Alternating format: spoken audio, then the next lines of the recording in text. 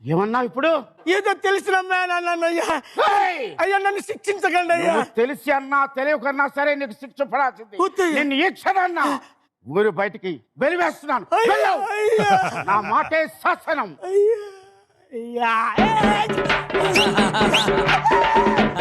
నువ్వెందుకు ఇక్కడికి వచ్చావు? పొరపాటు చేశాను, ఊరు నుండి వెళ్ళేశారు. నిజం చెప్పు. పొరపాటు చేసి నిజం చెప్పు. నీ అందం కోసమే వచ్చా. దేవుడా,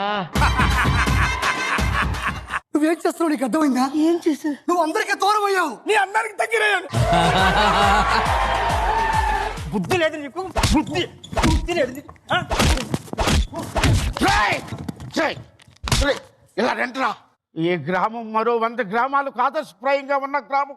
అటువంటి గ్రామంలో మీరందరూ కూడా అన్నదమ్ముల్లాగా అన్యోన్యంగా ఉండాల్సింది పోయి కొట్టుకుంటారా? అందుకే మీ ముగ్గురిని నేను ఈ రోజు ఊరు బయటకు వెలివేస్తున్నాను. వెళ్ళండి.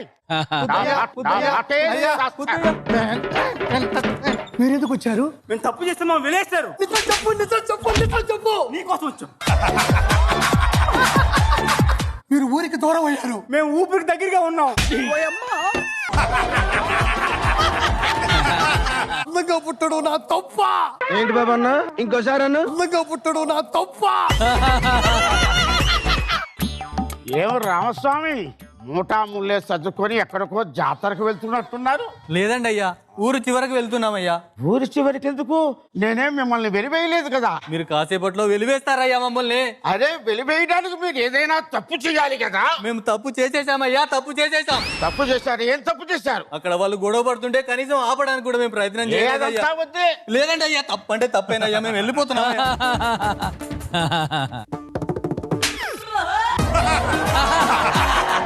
బాబు గారు, చేయవాలంటే నాకు కూడా ఇష్టమేనండి. కాకపోతే ఊరు పెద్ద అనే ముసుగులో బయట పడలేకపోయాను. ఇంకొక విషయం చెప్పాలి బాబు గారు, మాస్టర్ గారు, నాకు నేనే వెలివేసుకున్నా. ఎందుకని మాత్రం అడగండి. నేనే వెలివేస్తాను. వెళ్ళిపో ఊరి చివరికి. ఏంది అట్ట చూస్తా ఉండవు నన్ను? ఏమి లేదు ఆమె.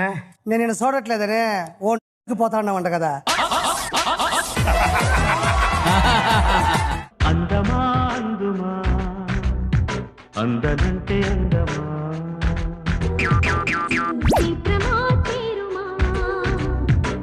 మాస్టర్ గారు